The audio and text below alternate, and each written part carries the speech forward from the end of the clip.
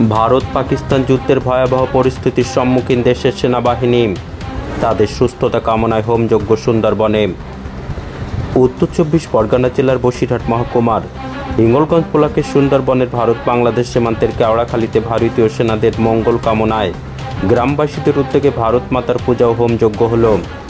ভারত পাকিস্তান যুদ্ধে ভারতীয় সেনাবাহিনীরা জীবনের ঝুঁকি নিয়ে ভারতবাসীকে নিশ্চিন্তে ঘুমিয়ে থাকায় আশ্বস্ত করেছেন বারবার।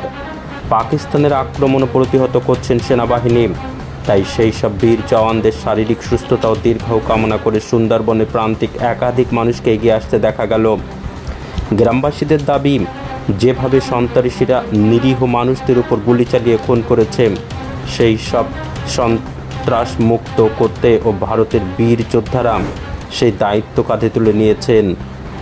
আমরা চাই দেশ সন্ত্রাস মুক্ত হন এবং ভারতের যুদ্ধে জয়ী হোক, তাই আমরা আজকে এই হোমযজ্ঞে সামিল হয়েছি। এমএস নিউজ বাংলা চ্যানেলের পরবর্তী খবর সবার আগে পেতে ইউটিউবে চ্যানেলটি সাবস্ক্রাইব করুন, ফেসবুক পেজ ফলো করুন, ফলো বাটন ক্লিক করুন, সেই সঙ্গে এই খবরটি ফেসবুকে প্রচুর পরিমাণে শেয়ার করুন।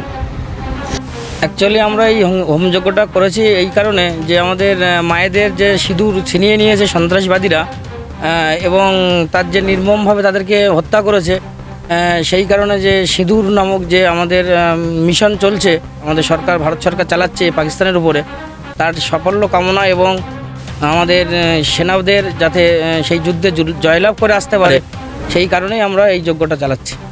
হ্যাঁ, ভারতীয় সেনাদের মঙ্গল কামনাই করছি। কি প্রার্থনা করছি? ভারতীয় সেনারা যাতে ভালোভাবে যুদ্ধে জয়লাভ করতে পারে, আরও বেশি কিছু করতে পারে, তার জন্য শান্তি কামনা করে, সন্ত্রাসবাদীদের দমন করতে পারে।